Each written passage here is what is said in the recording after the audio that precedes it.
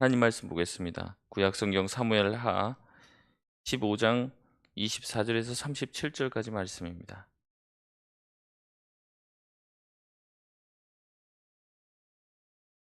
사무엘하 15장 24절에서 37절까지 말씀입니다. 우리 한 절씩 교독하고 마지막 절 합심해서 읽겠습니다. 보라, 사독과 그와 함께한 모든 레위 사람도 하나님의 언약궤를 메어다가 하나님의 궤를 내려놓고 아비아달도 올라와서 모든 백성이 성에서 나오기를 기다리도다. 왕이 사독에게 이르되, 보라, 하나님의 성읍으로 도로 메어가라. 만일 내가 여호와의 앞에서 은혜를 입으면 도로 나를 인도하사 내가 그 궤와 그 계신들을 보이시리라. 그러나 그가 이와 같이 말씀하시기를, 내가 너를 기뻐하지 아니한다 하시면 종이 여기 있사오니 선이 여기시는 대로 내게 행하시옵소서 하리라. 왕이 또 제사장 사독에게 이르되, 내가 선견자가 아니냐. 너는 너희의 두 아들 곧 내 아들 아히마아스와 아비아달의 아들 요나단을 데리고 평안히 성읍으로 돌아가라. 너에게서 내게 알리는 소식이 올 때까지 내가 광야 나루토에서 기다리리라 하니라. 사도가 아비아달이 하나님의 궤를 예루살렘으로 도로 메어다 놓고 거기 머물러 있으니라. 다윗이 감람산 길로 올라갈 때 그의 머리를 그가 가리고 맨발로 울며 그와 함께 가는 모든 백성들도 각각 자기의 머리를 가리고 울며 올라가니라. 어떤 사람이 다윗에게 알리되, 압살롬과 함께 모반한 자들 가운데 아히도벨이 있나이다 하니, 다윗이 이르되, 여호와여 원하옵건대 아히도벨의 모략을 어리석게 하옵소서 하니라. 다윗이 하나님을 경배하는 마루턱에 이를 때에 아렉 사람 후세가 옷을 찢고 흙을 머리에 덮어쓰고 다윗을 맞으러 온지라. 그에게 이르되, 내가 만일 나와 함께 나아가면 내게 누를 끼치리라. 그러나 내가 만일 성읍으로 돌아가서 압살롬에게 말하기를, 왕이여, 내가 왕의 종이니이다. 전에는 내가 왕의 아버지의 종이었더니 이제는 내가 왕의 종이니이다 하면 내가 나를 위하여 아히도벨의 모략을 패하게 하리라. 사독과 아비아달 두 대제사장이 너와 함께 거기 있지 아니하냐. 내가 왕의 궁중에서 무엇을 듣든지 사독과 아비아달 두 대제사장에게 알리라. 그들의 두 아들 곧 사독의 아히마아스와 아비아달의 요나단이 그들과 함께 거기 있나니 너희가 듣는 모든 것을 그들 편에 내게 소식을 알릴지니라 하는지라. 다윗의 친구 후순세가 곧 성읍으로 들어가고 압살롬도 예루살렘으로 들어갔더라. 아멘. 네, 하나님의 역사와 인간의 노력이라는 제목으로 같이 말씀을 나누겠습니다. 24절에 보면요, 제사장 사독과 아비아달은 다윗을 따르기로 결심을 합니다. 그리고 함께한 레위 사람들도 언약궤를 메고 나오게 됩니다. 이 언약궤는 항상 운반할 때 레위 사람들 중에서 특별하게 구별된 사람들이 메어서 운반을 해야 되는 거예요. 그래서 예전에 혹시 그 기억나시는지 모르겠지만 이 언약궤를 운반할 때 수레에다가 싣고 오다가 사실은 이제 하나님이 그것을 원치 않으시고 진노하셔서 그 이제 끌던 이제 소가 날뛰게 되고 그것을 이제 언약궤가 쓰러지는 것을 손으로 잡다가 이제 죽게 되는 웃사가 죽게 되는 그런 모습이 나오게 되는 거죠. 그래서 하나님께서는 꼭 이것을 손으로 또 구별된 사람이 어깨에다 메고 이렇게 움직이게끔 한 거예요. 그래서 이 다윗이 쫓겨나는 그런 상황 가운데 사독과 아비아달 이 제사장이 레위 사람들과 함께 언약궤를 메고 다윗을 기다리고 있는 겁니다. 그래서 다윗과 함께 움직이려고 하고 있는 것이죠. 여러분, 언약궤는 무엇을 상징합니까? 하나님이 그들과 함께 하고 있다라는 그 하나님의 임재를 상징하고 있는 거예요. 그래서 예전에도 이 사울이 자기의 마지막 전쟁에서 이겨보려고 어떻게 합니까? 이 언약궤를 앞세워서 전쟁을 치르다가 전쟁에서도 지고 언약궤도 뺏기게 되고 자기도 목숨을 잃게 되는 일들이 생긴 거죠. 그만큼 이 언약궤라는 상징성이 되게 중요한 거예요. 그 언약궤가 함께 하면은 절대 지지 않을 것이라는 것이 이 이스라엘 백성들 안에 이제 어떤 정서적으로 깔려 있는 겁니다. 그래서 이 언약궤를 서로 차지하고 이 쟁취하려고 하는 노력들을 많이 했다는 거죠. 그래서 이것을 알고 있었기 때문에 언약궤가 지금 다윗과 함께 한다는 것은 다윗에게는 상당히 유리한 상황이 펼쳐지게 되는 겁니다. 이 백성도 언약궤가 다윗 편에 있다는 것을 들으면 이게 다윗이 이기겠구나 이렇게 생각하게 되는 거예요. 그렇기 때문에 굉장히 이 언약궤가 다윗에게 왔다는 것은 매우 유리하게 이 상황이 앞으로 전개될 수 있다는 것을 보여주게 됩니다. 근데 사실 어 우리가 그 사울 왕과의 이 블레셋과의 전쟁에서도 알 수 있지만 사실 이 언약궤가 중요한 건 아니에요.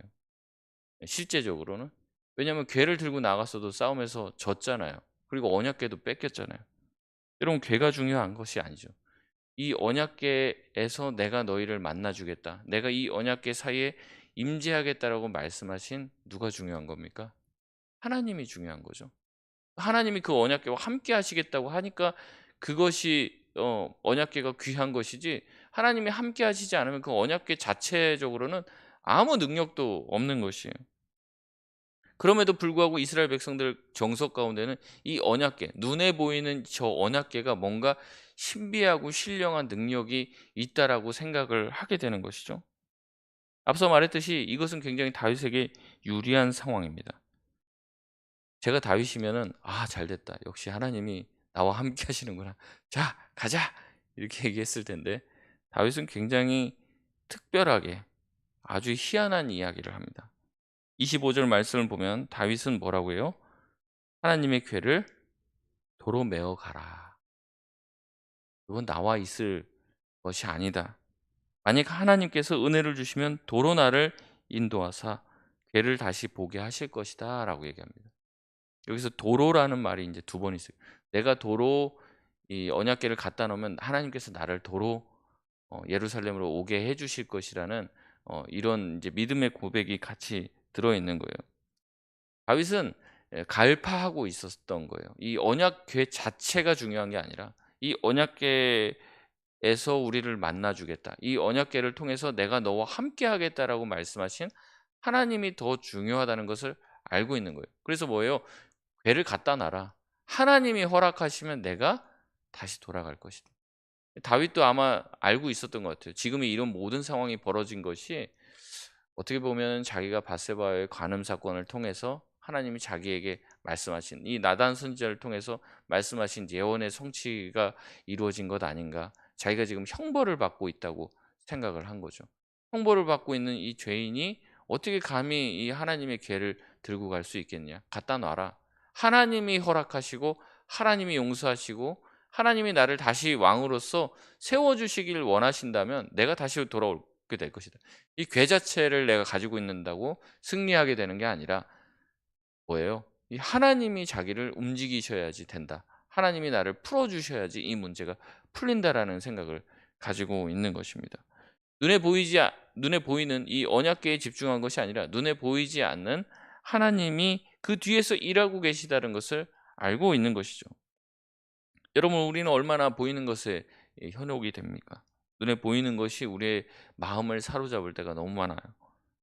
그래서 웅장한 건물 또 수많은 사람들이 모이는 교회 보면 거기 하나님이 계신 것 같죠.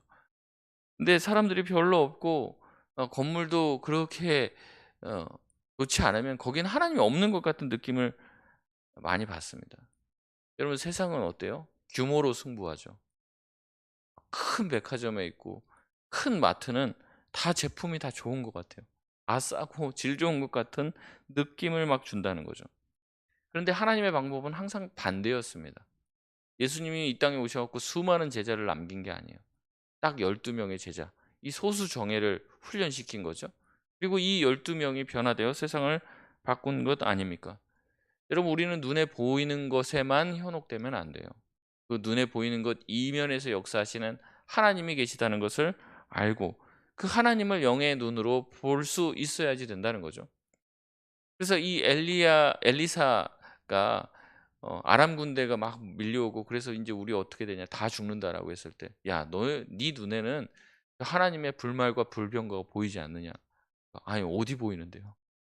그러니까 이 엘리사가 이 기도를 해 주면서 눈을 열어 주니까 어떻게 하늘에서 불말과 불병거들이 이스라엘 백성을 둘러 지키는 것을 보게 되는 것이잖아요. 눈에 보이지 않는 것을 볼 수 있는 그 능력을 가지고 있는 것이 그리스도인인 거예요. 눈에 보이는 것에만 너무 빠져 있으면 안 된다는 겁니다. 다윗은 그것을 알고 있었어요. 하나님의 궤, 그거는 백성들이 보기에는, 백성들이 다윗을 지지하는 데는 큰 도움이 될지 모르겠지만 백성들의 지지가 중요한 게 아니라 하나님의 지지가 중요하다는 것을 깨달은 겁니다. 그 궤를 들고 왔다 갔다 해봤자 소용없다는 거 아는 거예요. 도로 갖다 놔라. 내 문제는 하나님이 나를 되돌려야지 해결되는 문제다라고 신앙의 고백을 하는 겁니다. 27절에 다윗은 사독의 아들과 아비아달의 아들 요나단을 성 안에 소식을 전해주는 정탐꾼으로서 역할을 좀 해달라라고 하면서 다시 성으로 보냅니다. 그리고 29절에 보면 사독과 아비아달도 이 다윗의 이야기를 듣고 하나님의 궤를 다시 갖다 놓죠.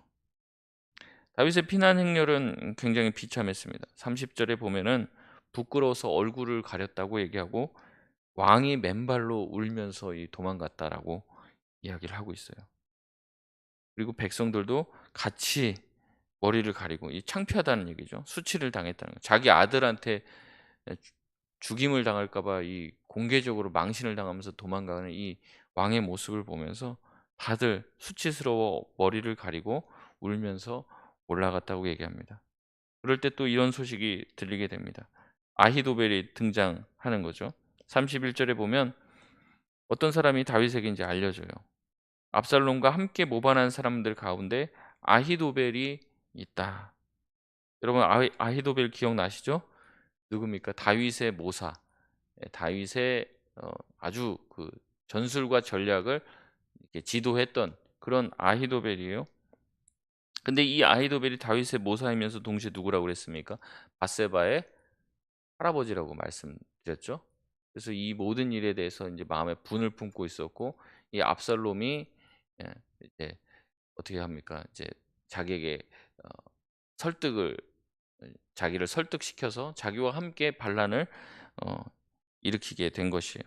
이 아히도벨의 능력을 사무엘하 16장 23절, 이제 다음에 보게 될 건데요. 사무엘하 16장 23절에 보면 이렇게 얘기해요. 그때 아히도벨이 베푸는 계략은 사람이 하나님께 물어서 받은 말씀과 같은 것이라.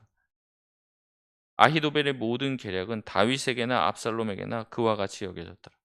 이 아히도벨이 얼마나 지혜로웠냐면 마치 하나님께 물어봐서 답을 얻은 것 같은, 그러니까 쉽게 말하면 아히도벨의 입에서 나오는 말이 하나님 말씀처럼 그렇게 지혜로운 말들이 나왔다는 거예요. 그의 계략이. 그 정도로 이 다윗이나 압살롬에게나 굉장히 중요한 인물이 이 아히도벨이었던 겁니다. 이 아히도벨이 압살롬에게 넘어갔다는 말을 들었을 때 이 다윗이 얼마나 충격을 받았겠습니까? 야, 이제는 쉽게 이기기는 어렵겠구나. 이 반란이 굉장히 어려운 국면에 접어들겠구나 이제 생각을 하는 거예요. 그래서 이제 기도할 수밖에 없는 거죠. 이 아히도벨을 이길 수 있는 능력이 이 다윗에게는 없습니다. 그래서 뭐라고 하는 거예요? 31절 후반부에 보면은 아히도벨의 모략을 어리석게 하옵소서 하고 하나님께 기도하는 거죠. 그렇지 않고는 이길 수 있는 이 방법이 없는 거예요. 마침 32절에 아렉 사람 후세가 나타납니다. 후세는 아주 나이가 많았던 것 같아요. 그래서 33절에 다윗이 조금 섭섭한 얘기를 합니다. 뭐라고 얘기하냐면 33절에 다윗이 그에게 이르되 내가 만일 나와 함께하면 나한테 누를 끼치리라 이렇게 얘기해요. 후세가 별로 도움이 안 될 거라는 거죠. 자기가 지금 도망하는데. 이게 무슨 말이냐면은 이 후세가 아무래도 굉장히 나이가 많았던 것 같아요. 그래서 아무래도 이 피난 행렬이 인제 가면은 아이들이나 여자나 이제 노인들이나 이런 분들이 뒤로 처지게 되잖아요. 그러면 인제 뒤에서 추격하는 추격자들이 빨리 따라잡기 때문에 최소한의 어떤 물건을 가지고 아주 가볍게 떠나야 되는데, 이 후세가 같이 간다는 마음은 좋지만은 같이 가면 굉장히 힘들 것 같아요. "네가 나와 함께 가면 누를 끼치게 될 거다." 좀 이제 후세의 마음이 섭섭했을 것 같아요. 그런데 34절에 다른 제안을 합니다. 뭐라고 얘기하냐면 "네가 나와 함께 가는 것보다는 아히도벨의 모략을 무너뜨릴 수 있다면 그것이 더 좋을 것 같다. 그것이 더 나에게 도움이 될 것 같다. 그리고 네가 왕궁 안에서 내가 어떤 소식을 들을 수가 없으니까 네가 그 왕궁 안에서 벌어지는 얘기들을 다 듣고 사독과 아비아달에게 알리면 그의 아들들이 나에게 소식을 전해줄 것이다."라고 이야기를 합니다. 여러분, 어떻게 보면 다윗이 앞에는 어떻게 해요? 하나님 아히도벨의 모략을 어리석게 하옵소서라고 기도했는데 지금 이걸 보면은 어떻게 하냐면 굉장히 치밀하게 아이도벨의 계략을 깨기 위해서 사독과 아비아달 또 그 아들들을 이 정탐꾼으로 또 이 전령으로 스파이죠. 침투를 시키고 지금 다시 후세를 집어넣어서 후세 보고 이 압살롬을 속이고 그래서 아이도벨의 모략이 깨질 수 있도록 네가 중간에서 역할을 잘하고 어떤 소식이 있으면은 그 소식들을 나한테 다 전하게 해라라고 하며 굉장히 어 치밀한 작전 계획을 세워서 압살롬을 이기려고 하고 있습니다. 여러분 여기 보면은 이 자세하게 나와 있지는 않지만 이런 모든 이제 계략들이 다윗이 갑자기 머릿속에서 나온 게 아니라 치밀하게 지금 준비를 하고 있는 거예요. 어떻게 하면 이 싸움에서 이길 수 있고 어떻게 하면 압살롬을 제압할 수 있을까 생각을 하고 작전 회의를 한 결과물로 나온 것이죠. 여러분 이 두 가지 장면들이 굉장히 희한해 보이는 거예요. 다윗이 앞에서는 기도하면서 또 하나님의 괴가 보면은 인간적인 생각으로는 하나님께 괴가 오면은 유리할 것 같잖아요. 그런데 그것도 다 돌려보내고 하나님이 다 하신다. 하나님이 알아서 다 하시게 될 거고 하나님이 돌아오게 하면 돌아올게 할 것이다라고 하는데 실제적으로 자기가 하는 것들을 보면 뭐예요? 굉장히 치밀하고 고민을 많이 한 결과물로서 작전을 세우고 있다는 거죠. 마치 자기가 가지고 있는 모든 전쟁에서의 지혜를 다 짜내는 것 같은 행동을 보이는 거예요. 여러분 여기서 우리가 신앙의 가장 중요한 내용을 알 수 있습니다. 다윗은요. 다 열의를 제쳐놓고 기도만 하는 사람이 아니었어요. 기도하면서 동시에 행동하는 사람이었습니다. 여러분 공부는 안 하면서 성적 잘 나오게 해달라고 기도하면 성적 잘 나옵니까? 기도만 해서 되냐는 거죠. 여러분 공부하면서 기도하는 거예요. 공부하면서. 아픔 아프면 기도해야죠. 아프면 기도해야 되는데 기도만 하다가 큰일 날 수도 있습니다. 예전에 그런 경험 몇 번 있는 거예요. 이 막 숨을 막 이렇게 쉬시는 성도님이 한 분 계셨는데 제가 보면 병원을 빨리 가야 될 것 같아요. 근데 자꾸 그 한 분이 막 붙잡고 막 계속 기도를 하고 목사님도 같이 기도해 주십시오. 제가 볼 때는 지금 이거 지금 안 되는데 빨리 병원 가야 되는데. 그래서 계속 기도를 해서 제가 툭툭 쳤습니다. 좀 그만 좀 기도하고 병원 좀 가자고. 그래서 그분 데리고 대학병원을 갔는데 병원 가니까는 진짜 한 10 분만 늦었으면 큰일 날 뻔했다고. 이 심장으로 가는 혈관이 점점점 좁아져 갖고 이 스텐실 시술을 해야 되는데 쪼금만 늦었으면 정말 큰일 날 뻔했다고. 그러니까 우리의 신앙은 뭐냐면요. 덮어 놓고 기도만 하는 게 아니에요. 병원 가서 진료도 받으시고요. 그러면서도 기도해야 돼요. 왜냐하면 의사가 치료하고 시술하고 수술하지만 의사가 그렇게 한다고 다 낫고 다 좋아지는 건 아니죠. 하나님께서 우리의 신체를 만지시고 그 의사를 사용하여 주셔서 우리의 육신을 치료해 달라고 우리가 기도하며 또 진료도 받고 해야 되는 것이죠. 하나님 의사가 수술하지만 낫게 하시고 고쳐주시는 분, 생명의 주관자는 하나님이신 줄 믿습니다. 의사를 통해서 저를 치료하여 주시옵소서. 하나님이 의술을 우리에게 허락해 주신 것이잖아요. 그거를 무시하면 안 돼요. 동시에 해야 된다는 거죠.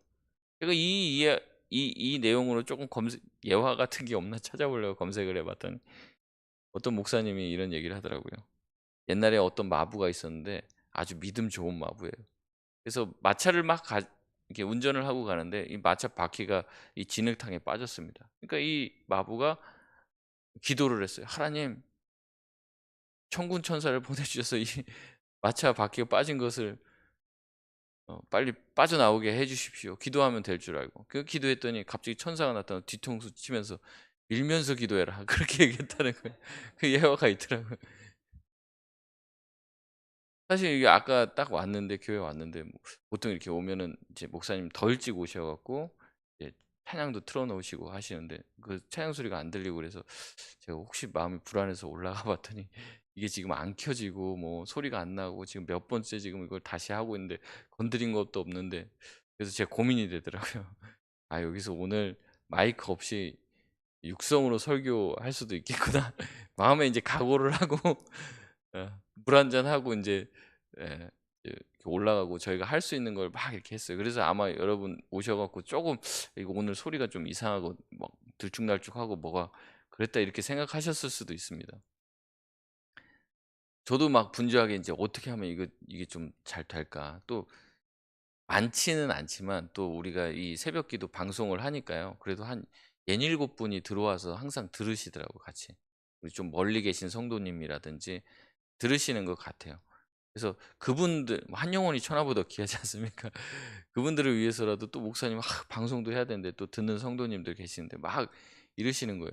그래서 저도 막 분주하게 왔다 갔다 하는데 여러분이 누군가가 기도를 해 주셔서 그런지 갑자기 원인을 알 수 없게 다 잘 됐습니다. 지금 다 켜졌어요. 그래서 인제 이렇게 하고 있는데 제가 그렇게 하고 나서 여기 와서 기도를 하는데 '아 내가 막 분주하게 돌아다니면서 기도를 안 했구나.' 이런 생각이 또 들더라고요. '아 내가 오늘 이 말씀을 준비를 했는데.' 우리 신앙이 이거 잘 균형을 잡아야 됩니다. 기도를 안 하고 행동만 하는 사람들 그것도 좀 문제가 있어요. 병원만 찾아다니고 그렇게 막 명의 리스트 뭐 이비인후과는 여기 가야 되고 어떤 예 여기는 이거고 저기는 저기고 위암은 여기고 명의 리스트를 가지고 있어 갖고 어디가 용하다더라. 그거 맨날 찾고 있어요. 어떤 분들은 그냥 뭐 그런 거는 전혀 생각 안 하고 덮어 놓고 기도만 하시고 여러분 열심히 운동하십시오. 오래오래 사시고 건강하셔야 됩니다. 건강검진도 받으시고. 하나님이 우리에게 허락하신 거니까 그것도 하면서. 하지만 그런 건강검진이나 명의가 내 삶을 내 건강을 보장하고 지켜 주시는 게 아니에요. 그거를 지켜 주시는 분은 하나님이라는 믿음을 가지고 동시에 우리가 기도하는 거죠. 주님 우리에게 건강 주시고 주님 우리에게 또한 물질도 주시고 시간도 주십시오. 제가 말씀드리잖아요. 여러분 건강 없으면 어떻게 나와서 기도하겠습니까? 어떻게 나와서 예배하겠습니까? 우리가 물질을 하나님이 주셔야지 헌금을 하지 안 주시면 하지 마세요. 주시면 하는 겁니다. 하나님 주셔야지 내가 하니까 주십시오. 이렇게 기도하는 거죠. 그러면서 열심히 일도 하고. 여러분 시간 없으면 어떻게 나와서 기도하고 예배해요? 하나님 나에게 시간을 주십시오. 기도할 수 있게. 제가 보면은 요새는 예수 믿을 시간이 없어요. 너무 바빠 갖고. 너무 바빠. 아침부터 저녁. 아이들도 마찬가지고. 저 어렸을 때 보면은 그래도 시간이 있었던 것 같습니다. 학교 가면서 교회 와서 기도하고요. 집에 가면서 교회 들러서 기도하고. 그게 그냥 삶이었고 교회 가면 애들이 있어요. 또 거기 교회에서 놀고. 이게 일상이었는데 지금은 애들이 막 학교 끝나면 학원 가야 되고 그다음에 또 학원 가고 학원 가고 학원 가고 그다음에 집에 가고 자고 또 다음 날 학교 가고 이런 게 일상이잖아요. 예수 믿을 시간이 없습니다. 성경 읽을 시간도 없고. 그러니까 기도해야 되는 거죠. 우리가 아이들의 믿음을 위해서. 그리고 동시에 어떻게 합니까? 아이들에게 믿음을 전수하기 위해서 노력도 해야 되는 거예요. 덮어 놓고 기도만 해서는 안 되는 겁니다. 우리가 하나님을 믿고 기도하지만 하나님께서는 그 기도가 열매 맺도록 우리가 애쓰길 원하신다는 거죠. 말씀을 맺겠습니다. 헨리 나우엔이 기도의 삶이라는 책에서 이렇게 얘기해요. 기도와 행동은 절대 상충되는 것이나 상호 배타적인 것으로 보아서는 안 된다. 행동 없는 기도는 무력한 경건주의로 변질되고 기도 없는 행동은 의심스러운 조작으로 전락한다. 이렇게 얘기했어요. 여러분 기도하면은요. 행동이 달라집니다. 내가 기도했기 때문에. 어떤 분의 구원을 위해서 여러분의 뭐 부모님이나 형제나 자녀가 믿음이 없어요. 그 믿음을 달라고 구원받게 해 달라고 간절히 기도하면요. 그 사람을 전도하는 행동이 자연스럽게 나타나게 되는 거예요. 기도할 때. 하나님이 또 그런 마음을 주시고 우리 마음에 어떤 노력할 수 있는 그런 동기를 허락해 주시는 거죠. 또한 우리가 애써서 어떤 것들이 간절히 이루어지길 바라며 노력하고 계획을 세우고 할 때 어때요? 그것이 꼭 이루어지기를 원하기 때문에 하나님 앞에 또 기도하게 되는 거죠. 그래서 이 기도와 행동, 하나님께 하는 하나님의 역사를 바라며 하는 기도와 우리의 어떤 실천과 행동은 같이 이렇게 묶여 있는 거예요. 기도만 해도 잘못이고 행동만 해도 문제가 있는 겁니다. 기도만 하면서 감 떨어지게 해달라고 하나님 감 떨어지게 해주십시오. 이 감나무 밑에서 기도만 하지 마시고 감나무를 좀 흔들란 말이죠. 그러면서 기도하시는 거예요. 나의 계획과 하나님의 이 노력, 아니 하나님의 이 역사하심 이것이 우리 삶에 같이 균형 잡혀서 하모니를 이룰 때 하나님께서 역사하시는, 하나님께서 원하시는 삶의 결과가 나타나는 것입니다. 그래서 우리가 수고한 열매를 거두게 하시는 거죠. 수고한 자의 수고가 헛되지 않게 하시는 하나님이 계심을 기억하면서, 하나님, 우리가 열심히 계획하고 열심히 또 기도하게 하여 주시옵소서. 열심히 기도하며 열심히 또한 행동하며 살게 해 주십시오. 이 두 가지가 잘 균형 잡혀서 우리 교회가 열심히 사역도 하고 또 열심히 기도하고 모든 일을 행하고 이렇게 같이 모이시면요, 세상적인 얘기하기보다 우리가 모이면 먼저 기도하는 거예요. 하나님, 이렇게 모이게 해주셔서 감사합니다. 그리고 우리 안에 기도 제목들 있잖아요. 기도하고 그리고 이제 나누고 사역하고, 이 밸런스를 잘 맞춰야 됩니다. 여러분 꼭 그것을 기억하며 다윗이 했던 이 지혜로운 행동을 기억하시길 바랍니다. 모든 것이 하나님께 달려 있습니다. 하지만 자기가 왕으로서 역할을 충실하게 해 나가는 그 모습을 여러분 기억하시면서 오늘 하루도 주님의 은혜 가운데 사실 수 있는 저와 여러분 되시길 바랍니다. 우리 시간 기도하고 자유롭게 기도하고 돌아가실 때 오늘 들었던 말씀을 기억하며, 주님, 우리가 기도만 하지 않게 하여 주시옵소서. 기도를 또 제치고 행동만 하지 않게 해 주십시오. 충분히 기도하게 하여 주시고 충분히 일하게 하여 주셔서 하나님의 뜻이 우리의 삶을 통해서 왕성히 일어날 수 있도록 주께서 은혜를 베풀어 주시옵소서. 여러분이 가지고 오신 기도 제목 놓고 이 시간 주의 이름 한번 간절히 찾고 기도하고 자유롭게 기도하고 돌아가시겠습니다.